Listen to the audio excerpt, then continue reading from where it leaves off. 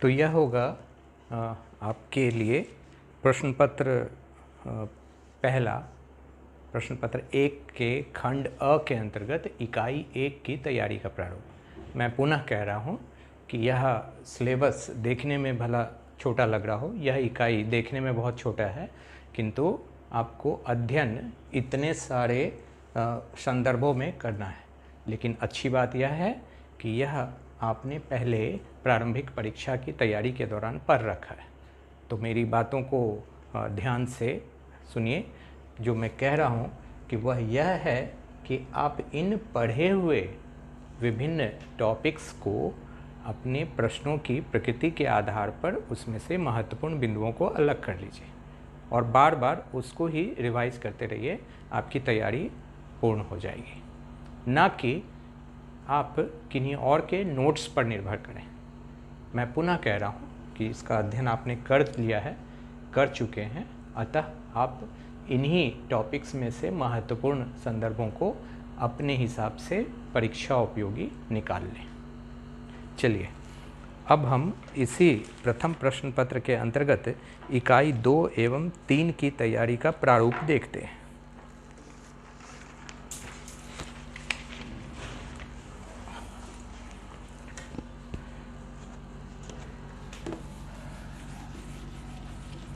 इकाई 2 एवं 3 का संदर्भ, हम अगर इकाई 1 की बात करें तो हड़प्पा सभ्यता से 10वीं शताब्दी तक को आधार बनाया गया था भारत की विभिन्न राजनीतिक, आर्थिक, सामाजिक व सांस्कृतिक इतिहास के अध्ययन हेतु।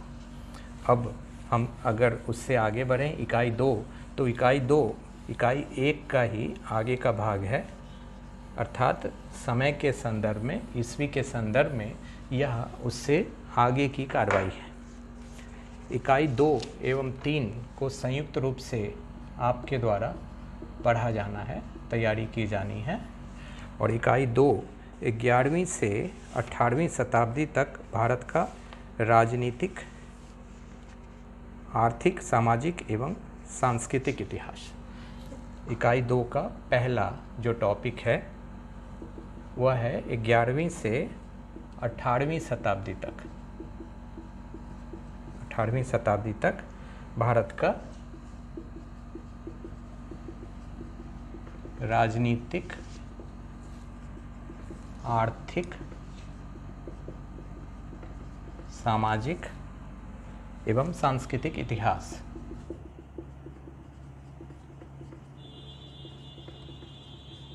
यह संदर्भ आपके लिए इकाई 2 के पहले टॉपिक के अंतर्गत है। निश्चित रूप से हमने इकाई 1 में 10वीं शताब्दी तक का अध्ययन प्रारूप देख लिया है, किंतु यहाँ भी अगर हम इनके अंतर्गत तैयारी प्रारंभ करते हैं तो एक अपना चोल राजवंश जो 9वीं से 12वीं शताब्दी तक का है वह महत्वपूर्ण है।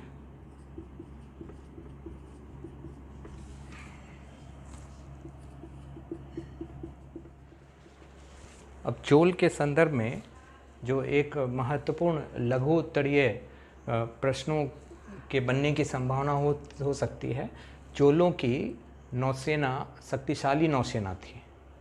तो चोलों के पास जो नौसेना थी वो शक्तिशाली थी, तो उस संदर्भ में अति लघु उत्तरीय प्रश्न की भी प्रकृति बन सकती है कि किन भारत के पूर्व भारत में या प्राचीन भारत में किस राजवंश की नौसेना सशक्त थी, या फिर लघु उत्तरीय प्रश्न यहाँ पर सांस्कृतिक इतिहास के संदर्भ में है। तो सांस्कृतिक इतिहास के संदर्भ में चोल राजवंश की संस्कृति, जो सांस्कृतिक विरासत है, उससे संबंधित भी प्रश्न बन सकते हैं। हालांकि इनसे पहले के जो महत्वपूर्ण टॉपिक्स हैं, मगध है या गुप्त है या वैदिक काल है या उत्तर वैदिक काल है, वो सब इनकी अपेक्षा महत्वपूर्ण है। यहाँ पर केवल एक प्रश्न की रूपरेखा बन रही है मेरे हिसाब से, वह है चोलों की नौसेना।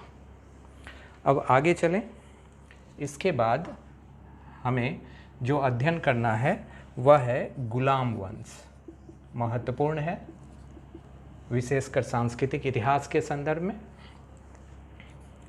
दिल्ली सल्तनत,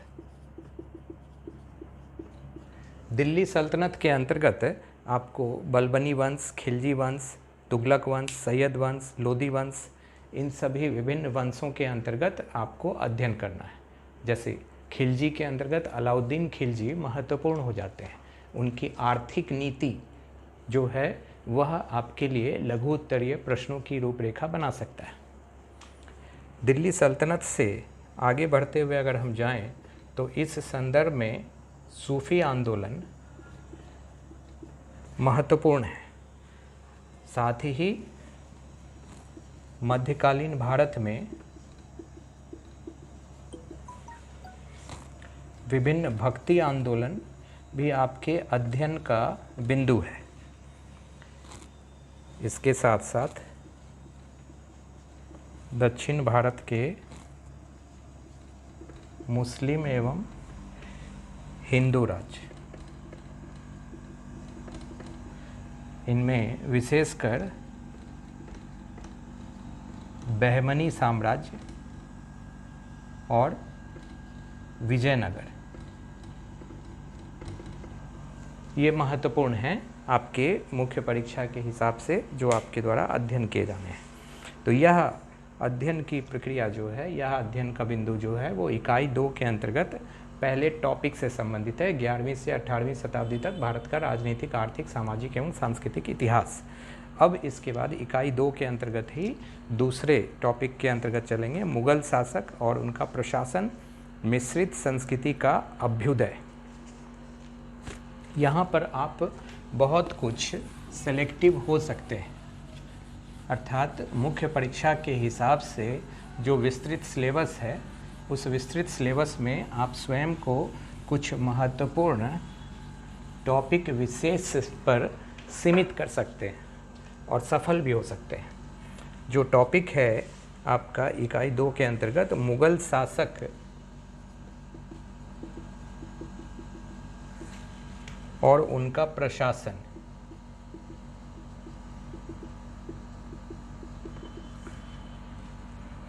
मिश्रित संस्कृति का अभ्युदय।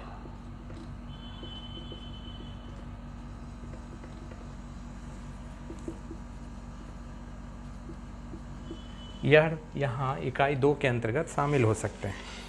अब यहाँ पर आप खुद को कुछ पर्टिकुलर टॉपिक से सीमित कर लें, जैसे पानीपत के विभिन्न युद्ध, खानवा युद्ध, चूँकि यह बुंदेलखंड से संबंधित है अतः यह आपकी परीक्षा के लिए महत्वपूर्ण हो सकता है। शेरशाह का कालिंजर अभियान,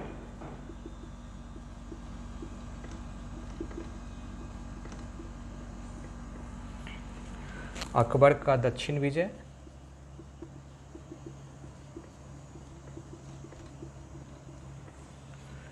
हल्दी घाटी युद्ध,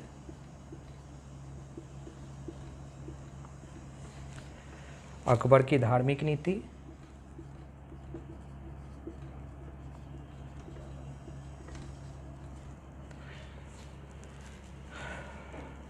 औरंगजेब की दक्षिण नीति,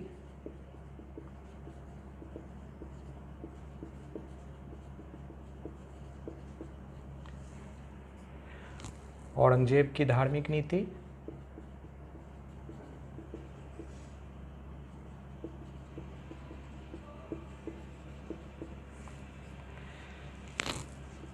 टोडरमल भू राजस्व व्यवस्था,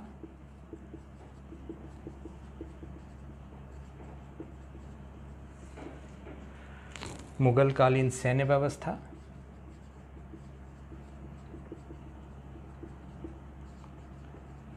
जिसे आप मनसबदारी के अंतर्गत देखना है आपको।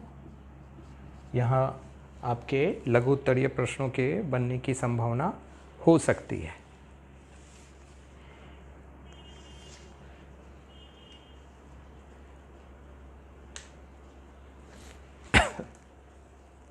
इतने बिंदु आपको यहाँ पर आने हैं।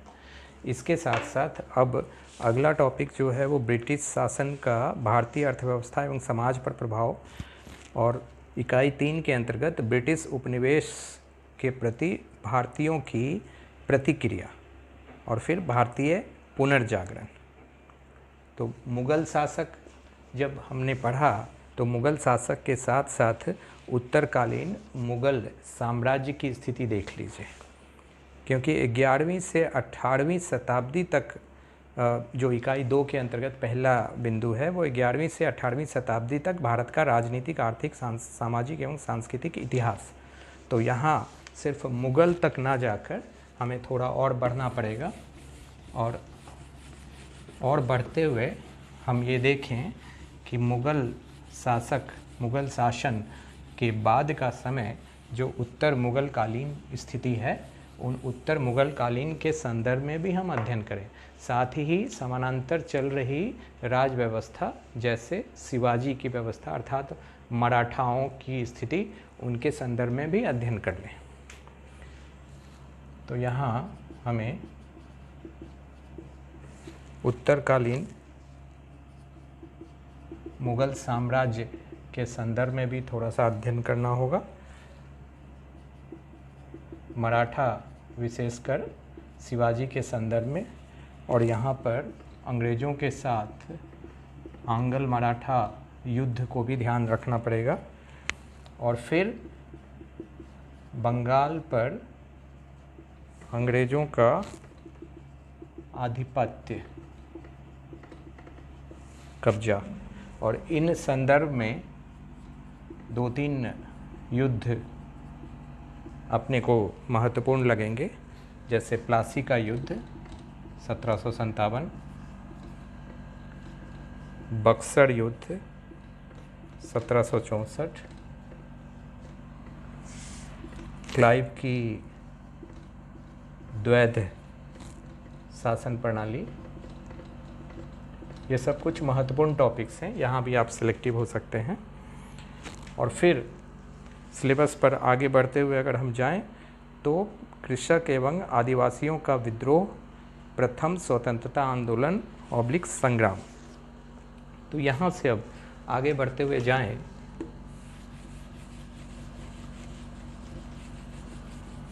तो हमारे अध्ययन की रूपरेखा अब 1757 ईस्वी से लेकर 1856 ईस्वी तक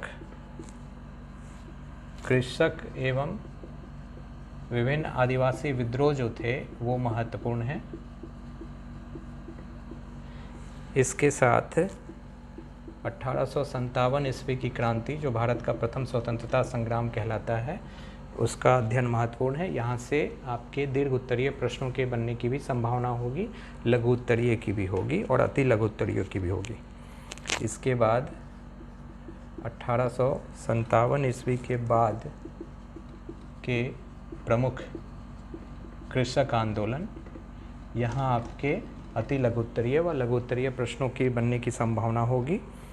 इसके बाद अंग्रेज़ों की हम टॉपिक्स के अध्ययन करते हुए सामाजिक, आर्थिक, राजनीतिक एवं सांस्कृतिक सभी बिंदुओं को आधार बनाते हुए चल रहे हैं।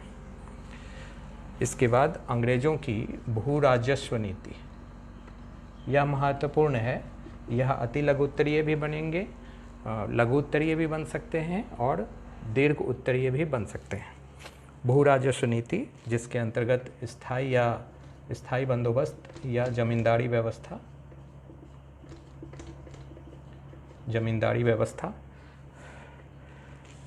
महालवाड़ी व्यवस्था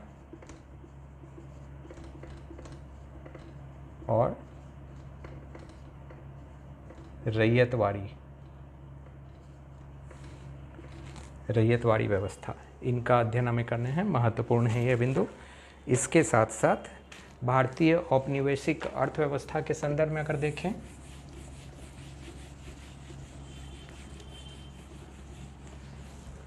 यहाँ हमारा टॉपिक है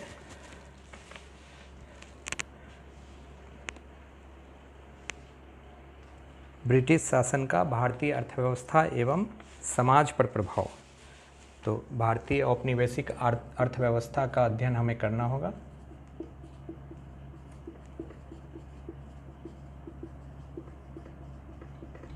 भारतीय औपनिवेशिक अर्थव्यवस्था, इसके संदर्भ में भारतीय धन की निकासी, यहाँ पर दादा भाई टेक्नोलॉजी, ड्रेन ऑफ वेल्थ महत्वपूर्ण होंगे। अति लघु उत्तरीय प्रश्नों के बनने की संभावना यहाँ से रहेगी। कृषि का व्यापारीकरण,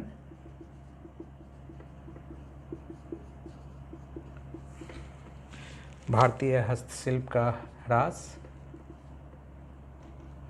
ये लघु उत्तरीय के संदर्भ रहेंगे। भारत में आधुनिक उद्योगों का विकास,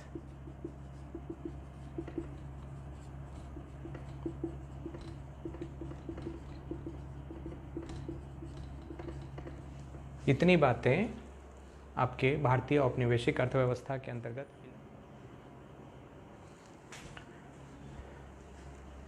किंतु जब हम सिलेबस के अंतर्गत राष्ट्रीय स्वतंत्रता आंदोलन एवं इसके नेतृत्वकर्ता की तरफ जाएंगे तो जो विभिन्न कृषक आंदोलन वगैरह हैं वो भारतीय औपनिवेशिक अर्थव्यवस्था के संदर्भ में भी गिने जाएंगे और स्वतंत्रता आंदोलन की विभिन्न चरणों के संदर्भ में भी आएंगे। हालांकि चूँकि यह प्रथम प्रश्न पत्र का भाग है तो प्रश्नों की रूपरेखा जहाँ से भी हो हमें तो उत्तर प्रश्न पत्र प्रथम के अंतर्गत ही देना है।